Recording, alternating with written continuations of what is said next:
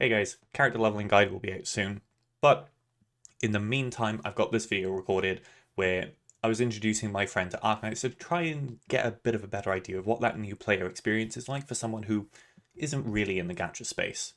As you can imagine, I originally planned on releasing this when the Aya banner was live and sort of having it come along, but I decided to delay things a little bit just to make sure that we were still going to be going along with this, and we'll have an update on where we are with this soon.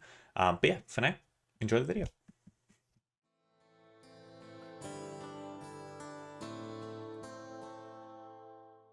Oh god, the most important decision. Yeah, I want you to know that every single character in the game will refer to you by this name exactly once. Outside of that, it doesn't matter. You're all good. There we go. Lark it is.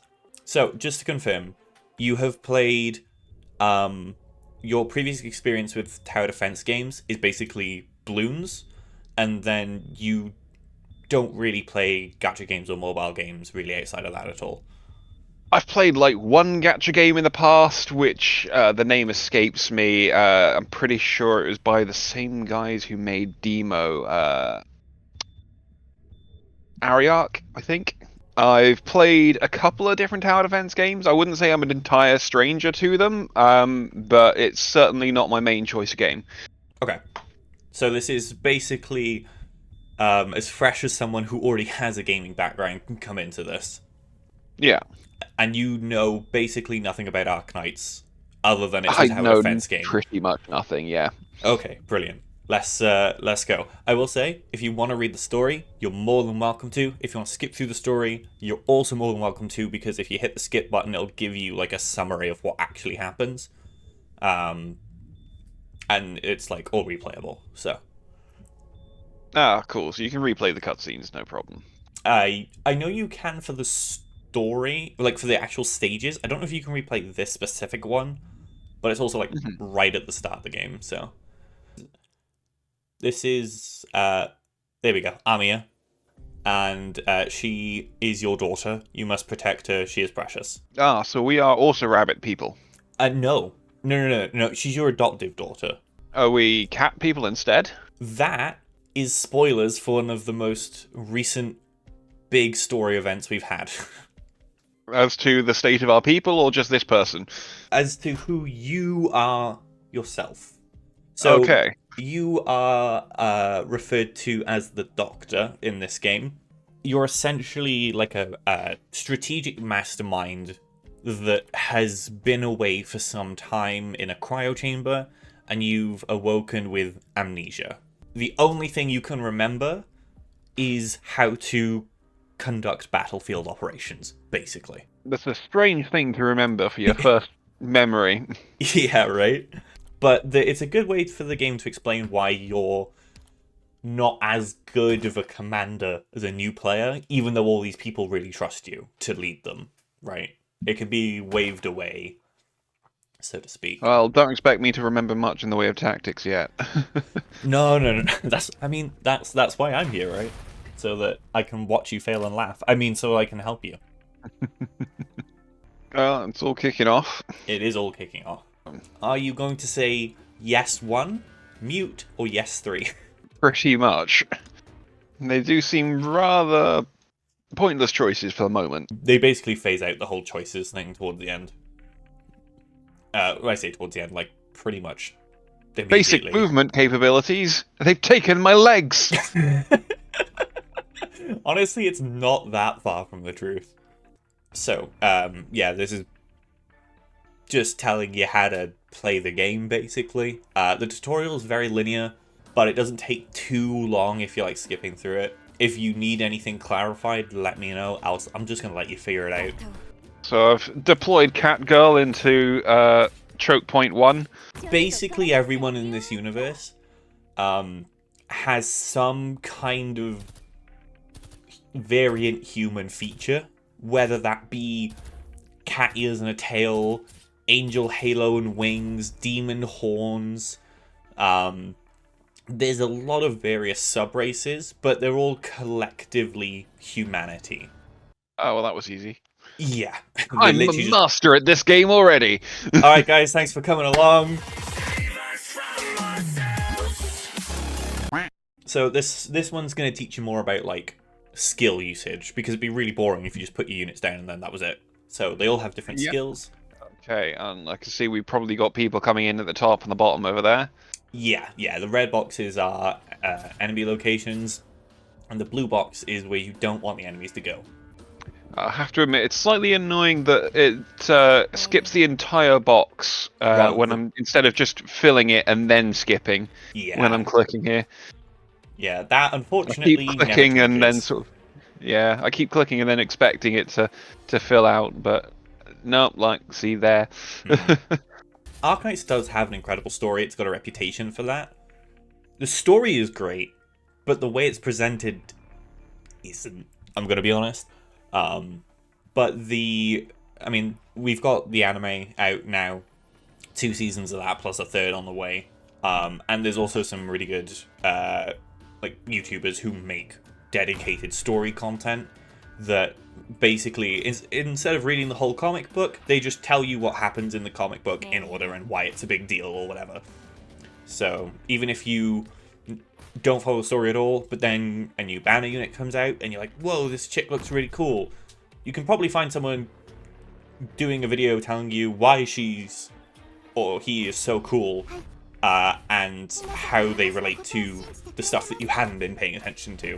So I don't know if you caught that bit there, but they're essentially just telling you that there's a difference between physical damage and magic damage, which in this game is called arts. Pretty much. My filthy League player mind is already thinking in terms of AP and physical. Honestly, yeah, you could, for the ease of it, you could be like, okay, you've got some AD characters, you've got some AP characters. It's pretty much the same thing.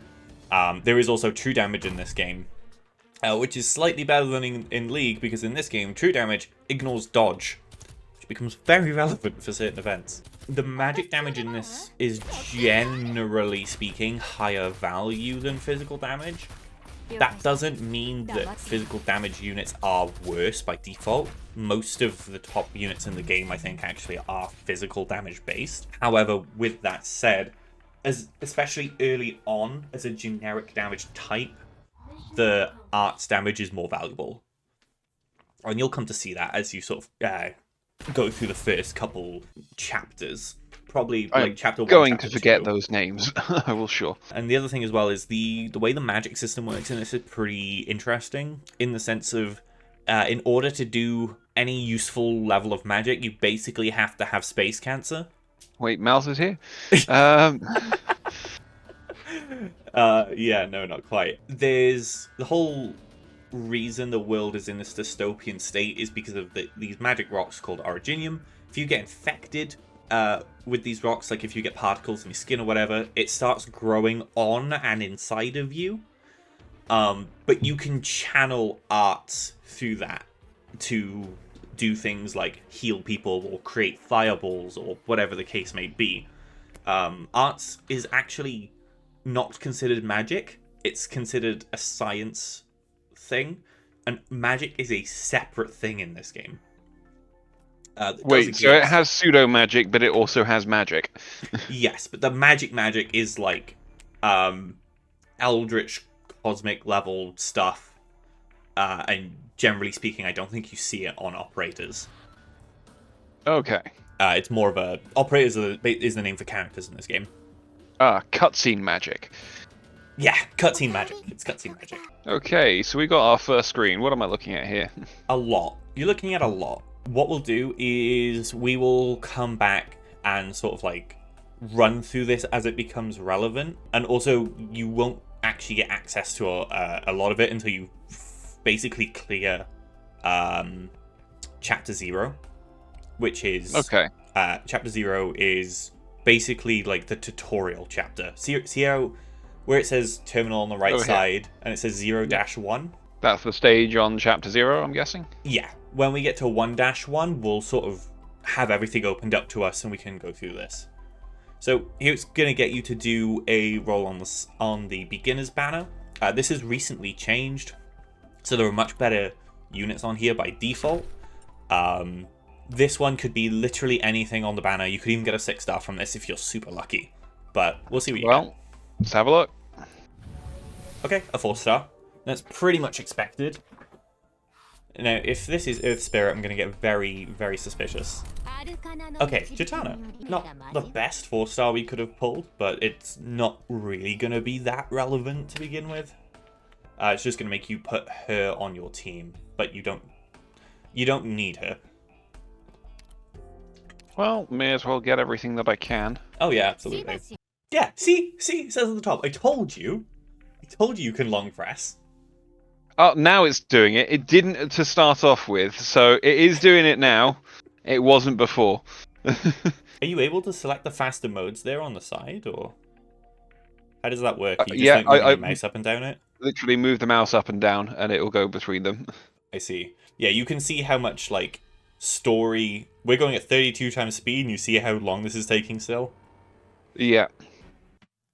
These are part stages now. You can go back to these ones. Okay. I think they're just gonna let you figure it out. So, figure it out. Oh, this seems like the right sort of thing to do here. And you've got an attack range like that. So if I stick you there, probably wasn't the best position. I probably should have put him here in the middle. I can't see your mouse, so you mean just like, below where the first character that I put down. Yeah, just below Yato. Yeah. Yeah. I was gonna say, if you put that guy in front of Yato, then the lizard dude won't be able to hit because his range would only go to that tile. Kind of assumed the same would be true for Yato as well, because it looks like Yato just hits in front. Correct. Yeah. So you'd be massively cutting your damage just because all of your half your characters wouldn't be able to hit anymore. You can also speed up the stage by using the button next to the pause button up in the top right, which you will do for 90% of the time, unless you are on a particularly difficult stage, or you've got a particularly difficult timing that you need to hit in terms of getting a unit down at a specific moment, or activating a skill at a specific moment. But you can see here as well that when you when you like have a unit selected, the game also slows down like quite drastically, so you can use that as well. Yeah.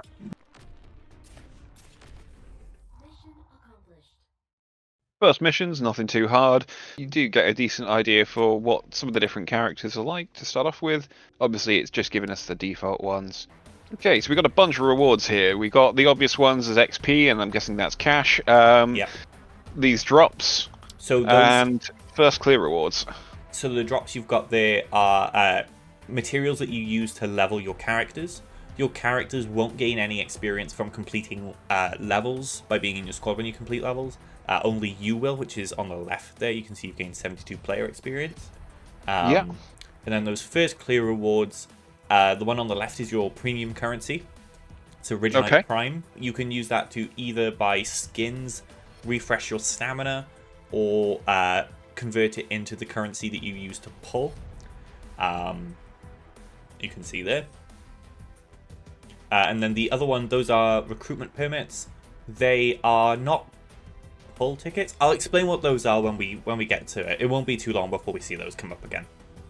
Okay, and we've got members' trust level going up as well. I guess does that have any effect on the gameplay at all? It does. So the trust system gives minor stat improvements as it goes up. We're talking like maybe like an extra. I mean, I say minor. It can become really relevant. You get like, I don't know, an extra 5 to 10. Yeah, maybe like 5% attack, or HP, like as an example. But it also gives you access to more of that operator's like background information, voice lines, and also once you get into the very late game, it unlocks their maximum potential upgrades. But that's like quite a late game thing. Okay. Trust is very easy to accumulate, and there will be a lot of operators that you get trust in without even realizing. So it's not something you need to be overly concerned about, but knowing it's there and just having it build up in the background is really good. Okay, so it's locked us into a specific team for this this particular mission. Yeah.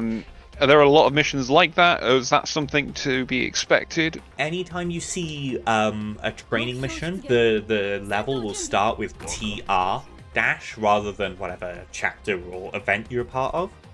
And for those, you will always have a locked team. Outside of training missions, you, generally speaking, I think there's a challenge stage which locks you into a certain team, and then there's a story stage which locks you into a certain team in episode 6. But that stage, you don't actually do anything. It's a purely story stage, but they want you to have specific characters for the story. Yeah.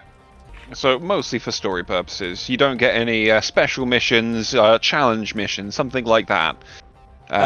No, not really. A lot of the enjoyment that people get out of this game is using the units that they have built and acquired to come up with their own unique strategy to finish the level. By the way, nice placement of your healer there. Oh, that's the healer. I paid nowhere near enough attention to that. Whoops. Can I undeploy them? You can. That is what that red exit button does. But excellent. Then, that's a long cooldown. That is, yeah. There are units, like Yato, for example, who have shortened cooldowns. I think you have to get Yato to level 30 to unlock that. I'll go over sort of like leveling thresholds and stuff at a later point, but with the 2 stars like Yato, you just need to get them to level 30, which is their max level, and it's super cheap to do, and then you unlock their like extra ability. Giving us first healers there. Hopefully next time I won't place it in completely the wrong place. I just saw something looking magic and went, ooh, caster. Let's stick that down for the maximum damage. Completely wrong. It's fine, man. These things happen. Yeah, just carry on with the stages for now. We'll keep going all the way up until the end of chapter 0. So you've got 4 different squad options at the bottom there. I'm guessing you can have sort of presets that you regularly use. Yeah. Oh, that's hilarious. Daily reset just hit. Wait, no. Daily reset happened ages ago. Yeah, that'll just be the initial sign-in event. It will have needed me to get through a certain amount of the tutorial first. So that's just giving us a rundum. Yeah, a rundum is your pulling material. 600 a rundum is 1 pull. You've basically just gotten 2 pulls for grabbing those. Arknights is the one gacha game where pretty much everything you get, like, there are some gacha games where you only really get excited if you get given like pull currency. Not so much in Arknights. There's the material material income to unit growth material required ratio is super well optimized, in my opinion. To the point where it always feels good when they give you upgrade materials, because they're always useful. There's not really like a bad level of them. I say as it gives you 1,000 LMD, but actually that's pretty good for right now. Yeah, we're on about 18,000 now. So if you want to do something a little spicy, if you go into the top left in the mailbox there. So every new player gets all of these regardless of when you start. The beginner's banner, rather than requiring 6,000 a rundum to do a 10 pull, only requires 3,800. So they give you enough at the top there to do your first 10 pull, which is also a guaranteed 6-star, like the top rarity unit in the game. Okay. So they give you that from the jump. The headhunting parametric model, don't worry about those for now. Still accept them, like still take them, but we'll worry about that when we get to it. And then you've also got 2 5-star selected tickets. One of them is a choice between 4 5-stars, and the other one is a choice for all the 5 stars from, I believe, the first year of Arknights. And every single new player will get those. So if you want to grab them all, and then we'll save the 5-star recruitments for a little bit later. But if you'd like, we can go ahead and do the first 10 pull now and just see what you get. Okay, but that was only 3,800 from this this particular one. So you can use it on like if you go back over, you can use it on this banner if you want. We just don't have enough for a 10 pull right now, and it isn't going to guarantee us a 6-star. So I suppose getting this one is going to be the optimal decision for if you're just starting then. So that's an interesting one that I did actually want to cover before you rip this. So in 3 days from now, we've got our big anniversary event coming up. Now, as a brand new account, you absolutely will not struggle for premium currency to pull on that banner. You will have enough available to you to go all the way to max pity if you need to guarantee the new unit. So it's not really a problem. However, that beginner's banner does not go away, and you're always guaranteed your first 6-star on that banner. And you also do not need any unit from that banner to clear the first couple of episodes. On the account that I'm running simultaneous to this where I'm starting, I have not even done my 10 pull on it. I'm only using units that they have given me throughout, like, going through the story. Okay. And I've finished episode 0, and I haven't leveled anyone up either. I've literally just used the 2 and 3 stars that they've given me, and I've cleared episode 0. This is not impressive. This is just how easy the game is to start out with, and how much you can make in this game with a limited number of units. Like, you really don't need the big fancy 6 stars or 5 stars or whatever. You just need a brain, basically. That might be a tall asking order for me. And it's only 35% off for the next 20 rolls, so we may as well surely go through that whilst it's got the 20% off. Sorry, 35% off. After the 20 rolls, the banner goes away. This is okay. So you'll only ever get 20 pulls on this. The first 10 pull, you are guaranteed a 6-star operator, though you can get more. And then you get another roll with the 3,800 around them, like with the discount. And then the banner disappears. This banner actually used to be very different. It had different... So you can only get the 6 stars that you see on your screen right now. Those are the only ones on there. It's like a very limited pool. In the past, those 6 stars were different. They were a bunch of year 1 operators. Looking at it right now, there used to be, I'd say, 2 or 3 really good hits on the last one, which was Silver Ash, Exia, and Saria. Looking at this banner now, the only one that you probably wouldn't want to hit as a new player, you probably wouldn't want Weedy, because she's very, very niche for what you need, like what you need as a new player. She's not going to benefit you until you have enough resources to where you've probably been playing the game long enough to just randomly have gotten her. And Suzerain is kind of the same. She's a bit more usable, but generally speaking, like, you're not going to feel that power. And I'd say Thorns as well. Thorns really wants you to put a lot of investment into him so that you can unlock his 3rd skill, because that's where he really shines. So whilst all 3 of them are really, really good operators, they're not going to help you as a new player as much. In fact, I think the order you would want to pull these units in from a gameplay perspective as a new player, you would ideally want Mountain, then Flametail, then Arquero, then Suzerain, then Thorns, then Weedy. We were almost right to left. Almost, well, should we give it a rip and see what happens? Get started, invested in the gacha game. Yeah. So just go ahead, rip it off. Let's see what you get. Okay. Actually, just wait. Is there anyone you really like the look of that you would want to get from this?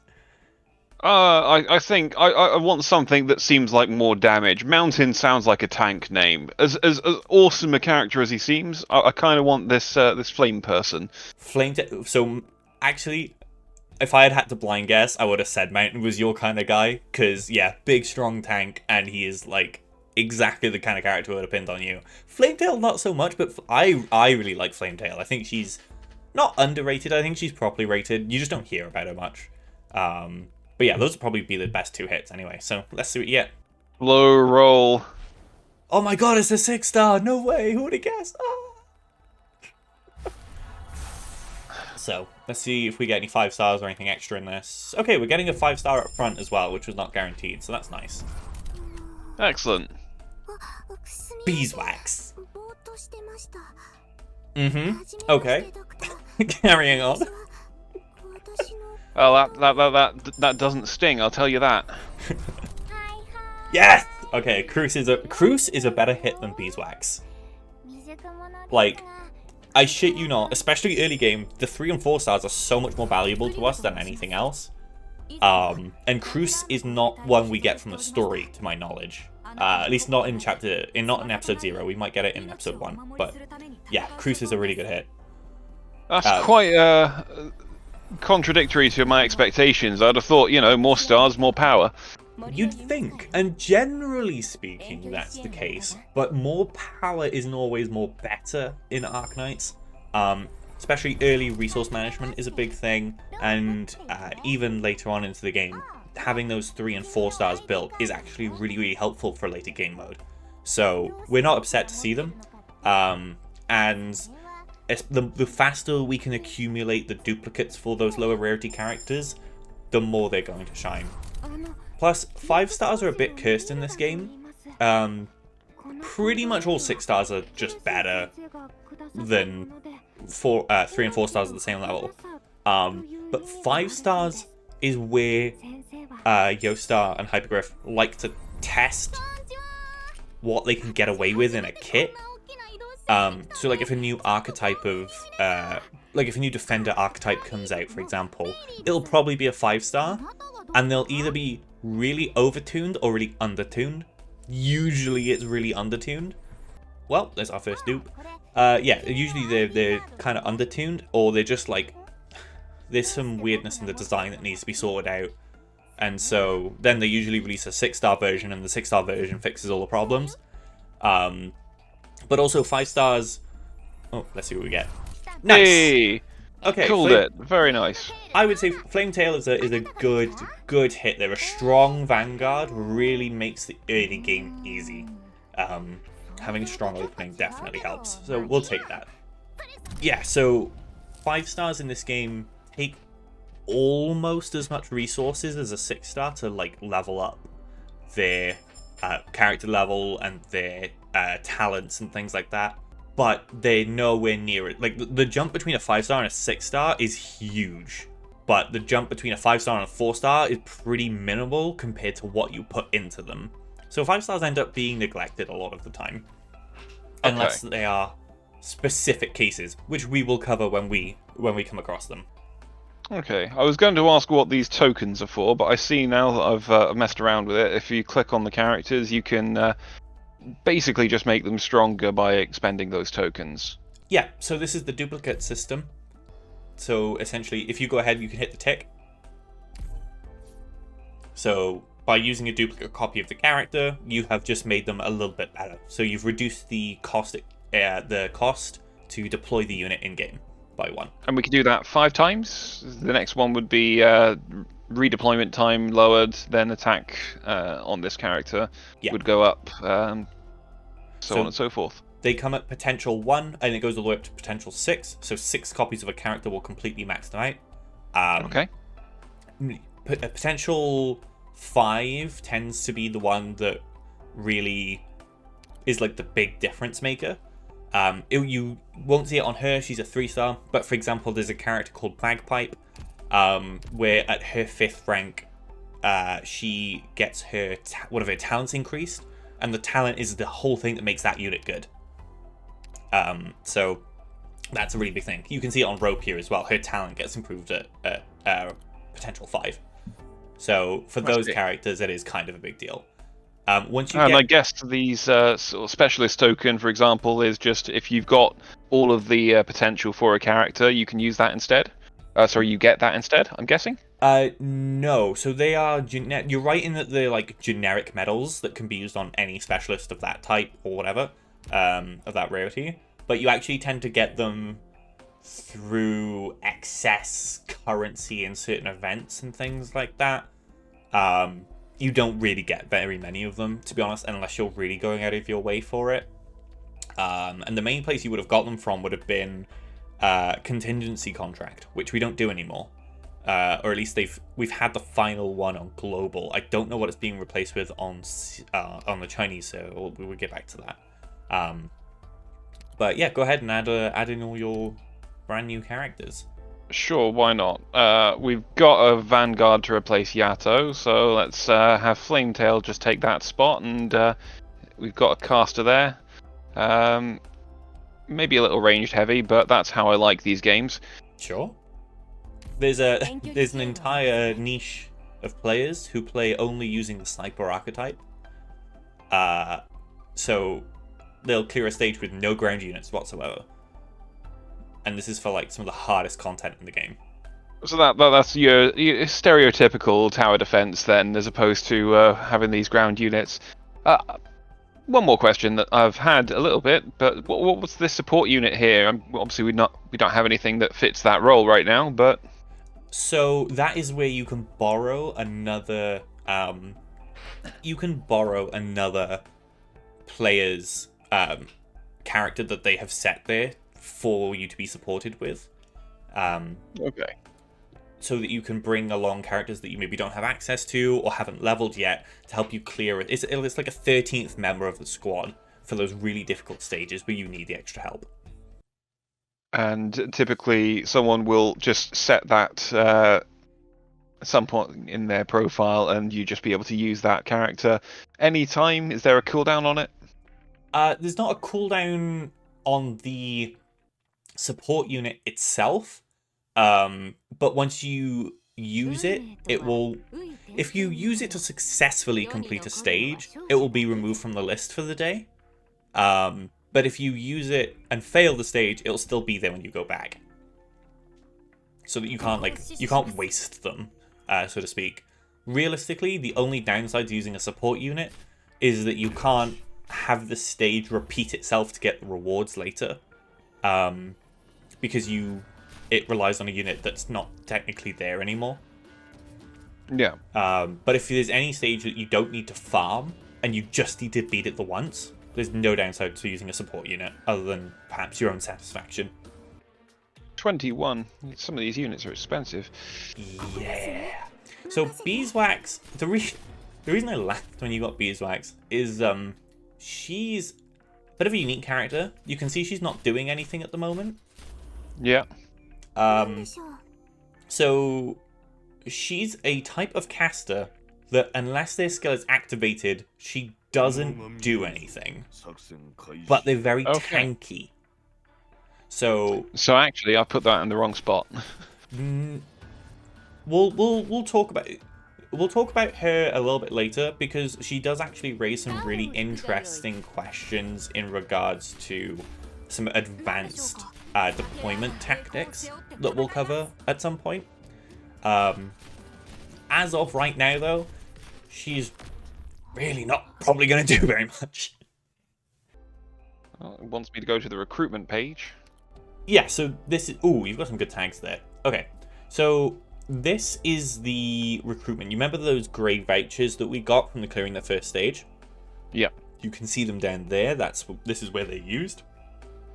Essentially what this is it's a way to pull characters consistently without needing to spend your gacha currency.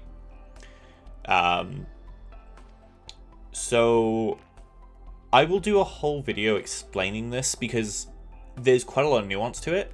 However, you have unironically just clicked on the two things that I would have told you to click on. The only thing extra I would say to do is set the recruitment time to 9 hours, which is the maximum that you can do. And then just hit the tick. I had to see if you could put the minutes in as well. Yeah, fair. Fair. Now, there are technically some optimizations that we can do and things like that. There's actually a whole website dedicated to showing you the outcome of the tags that you pick. I would say to leave this one for now, because we only have one voucher left, and when we build an office, which will happen fairly soon, we can replace those tags for better ones. Oh, okay. I do note that the tutorial here is saying, oh, you've got this ranger, it can't shoot in this bottom row. But I know that ranger's range from the last couple of games that we've been doing, and they've just deployed him incorrectly on purpose to teach us that lesson. They have, in fact, done so, yes. Also, he is not a ranger, his name is Ranger. Rangers. Yeah. You mean this doesn't follow D&D rules? No. Although you could argue that he's about on the same level as a D&D ranger. Current state of 5e and whatnot. Sorry, sniper is the class type, isn't it? Yes. Yes, sniper is the general archetype. Honestly, with how many, like, individual niche subclasses we've got now, it could be hard to keep track. How many would you say? Rough guesstimate. Why would I do that when I could locate the exact number very, very quickly? 56, 50, you have 57 unique subclasses in this game. So this ace character on screen there that everyone's referring to, he's going to be your mentor figure throughout the game.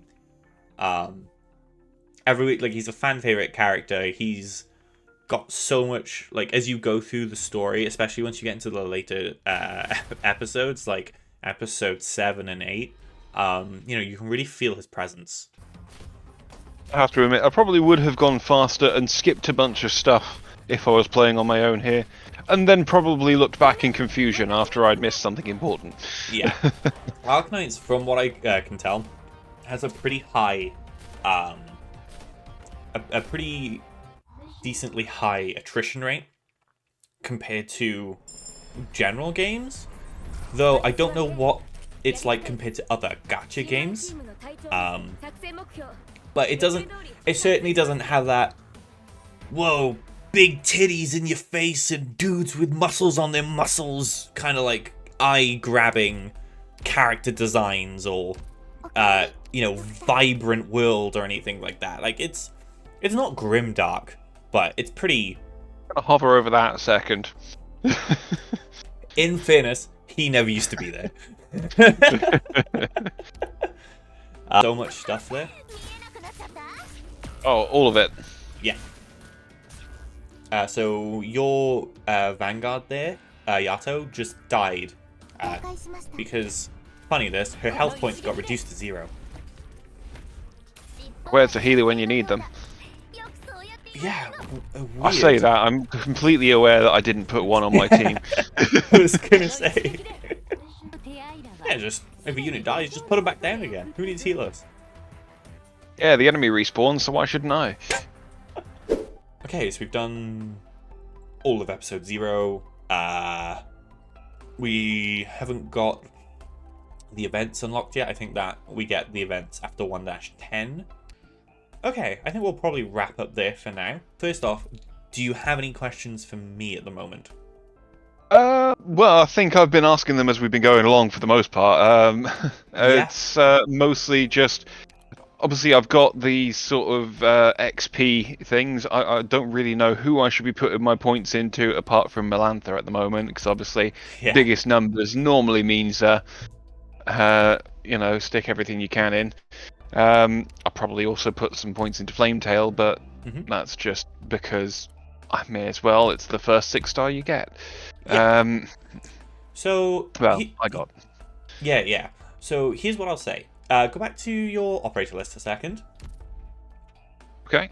And I know you don't have much to work on here, but just based off of just looking at them, is there anyone who stands out to you in terms of like a design you really like or think looks cool, or that you have liked the way they've played, or anything like that?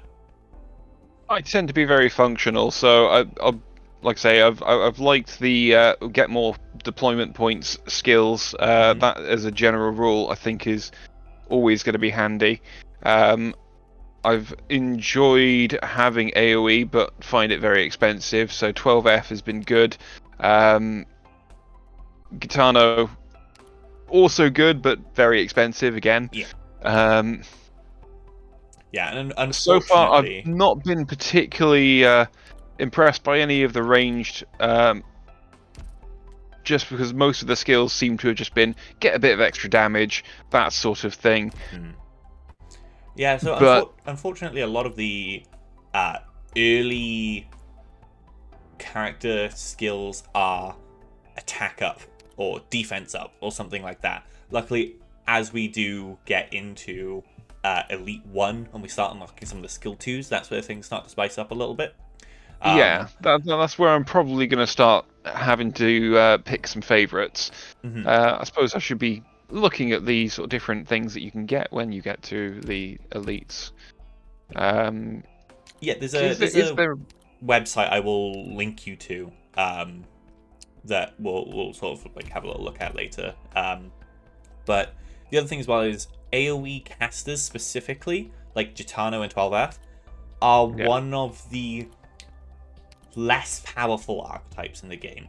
Okay. We will probably level one of them because there are certainly instances, especially early on, where they can be very useful. However, they don't scale very well into the later parts of the game. And if we want to be looking at it, like you said, if you're more gameplay focused and you want to be getting some good options, then we probably won't. I'm not gonna have one that I'm gonna say we're gonna, they're not gonna be one of our focus units. Let's put it that way. Of the ranged, I would say probably Meteor. Yeah, Meteor.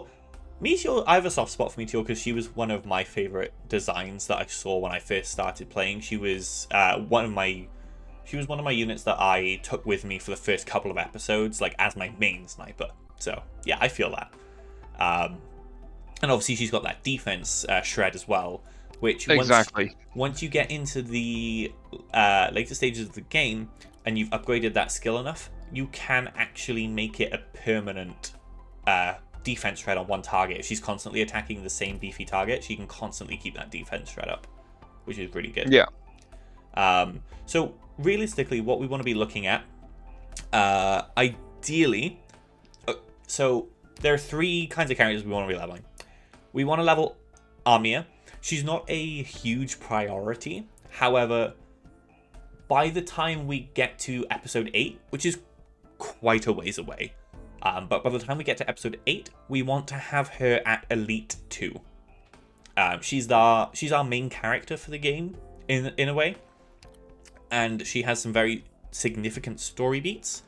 So by the time we get to episode 8, there's a special thing that can happen with her. So we want her to be at Elite 2 for that. Yeah. And she's also a core caster, which we will need, so she can take up that slot for us. However, because it's so far away, doesn't need to be a major priority if you find that you don't like her. She's also a 5-star, so she fits into that weird slot where she's not the most powerful option you've got, but she will take quite a bit of resources. Outside of that, we want to pick one, or maybe like at most 2 4-stars that we really like, that we want to be our our investment dump unit. So Meteor is a really good pick, I feel. Jessica would also serve really well. Someone like Rope or Gitano, not so much because they're a bit more niche in their application. There is a unit which the community recommends as a focus unit to level up. She goes by the name of Myrtle. And the reason they suggest to invest a lot of resources into Myrtle is because she is easily the most busted 4-star once you get late into the game. And you will take her pretty much everywhere. The higher rarity units of her archetype do not replace her. So even though there's a 6-star version of Myrtle, most people will still just run Myrtle. So it feels like less wasted resources if you put them into Myrtle. The problem is, if you put a lot of resources into Myrtle early, she's not actually going to do that much for you, because she's almost like a 6-star insofar as the most impactful resources you can put into Myrtle are all back-ended at like the very high power stuff, which take a lot of resources. And the main benefit to leveling up a 4-star is that you get a lot of front-loaded power with them. You know, they're much better earlier on when you don't have the resources, and you can just like slowly build them up. Also, you're not guaranteed to get Myrtle at any point. She is a gacha unit, so you can either roll her from a headhunt as like luck, or you can get her through recruitment as well. But for these reasons, I'm not particularly fond of the idea of like power leveling Myrtle as one of our 4-star options.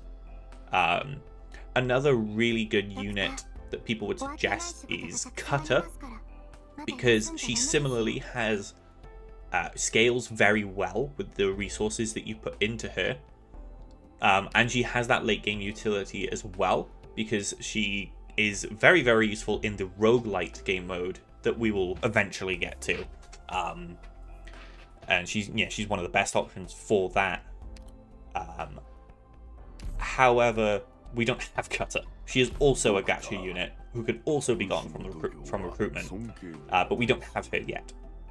So if we get a Cutter, I will probably recommend that we do in fact level Cutter, but we don't have her yet. So we'll probably go with Meteor to begin with, would be my recommendation, though you are free to do whatever you want. And then the final kind of unit that we'll really want to level is the 3-stars. And to a lesser extent the 2-stars, but mainly the 3-stars. There's a limited number of them in the game. They don't really add new 3-stars to the game. They have late game utility just by the fact that they are completely free to use in the roguelike game mode, which again, we'll get there, but they're relevant even though they're low rarity. And they are the cheapest units that you can invest in, realistically speaking. Again, the 2-stars are a unique case. They do have unique things that they can do, but they don't have any skills, which is why we're not going to be focusing on them too much. And there are some very particularly standout 3-stars, namely Cruz and Melantha. Cruz's skill is very, very good, and she's just the best consistent DPS that we're going to get access to. And even though she is the same kind of unit as Meteor, we do need more than one of this kind of unit. Having overlap here is actually helpful rather than a burden. And then Melantha is going to be our best like 1v1ing unit early. So if we need to take on a boss or we need to hold some particularly strong enemies, Melantha will have a very high health pool and also have a lot of damage. Kind of like that big man with a club that was beating down on on your units towards the end of episode 0 there. So she doesn't do anything super fun or interesting necessarily, but she is very good. Well, I mean, it seems sort of slow attack damage, but I can see there's some big numbers there. So you can already see from the get-go that there's a lot of power behind that. Yeah, and it's power that you will feel as well. So yeah, that's sort of my recommendation. What are we looking at? What are we looking at in terms of XP mats at the moment? Like, how much have you got? Good question. If you go into one of the characters, easiest way to check, go into one of the characters, and then just go into the level up screen. Doesn't matter which one. In the plus in the top right there. Yeah. Okay, so we've got enough to take a character to level 50. If you click on that button, how much does it take? Basically all of our XP and a third of our LMD. A little under half. What we could do right now, we probably wouldn't get Amiya to 50, but we could probably get 2 3-stars to max. Max level Elite 0 if we wanted to. Yeah. Okay, let's get Melantha to level 20 and Cruz to level 20 and see where that puts us. You can still just about max one of them. I mean, I think so all we've done is a tutorial, and we've definitely got one of the 3-stars that we could max if we wanted. Yeah. we'll leave it there for now. We'll see how we start getting on once we go into episode 1. And what we'll level units as we feel like we need to. If we get to a stage and we're seeing that we're lacking some damage, or we're lacking some tankiness, or whatever it might be, then we'll sort of level them as we need. I think that's probably the best thing we can do here. Okay, well, we'll leave it there for now, and we will catch up in a few days.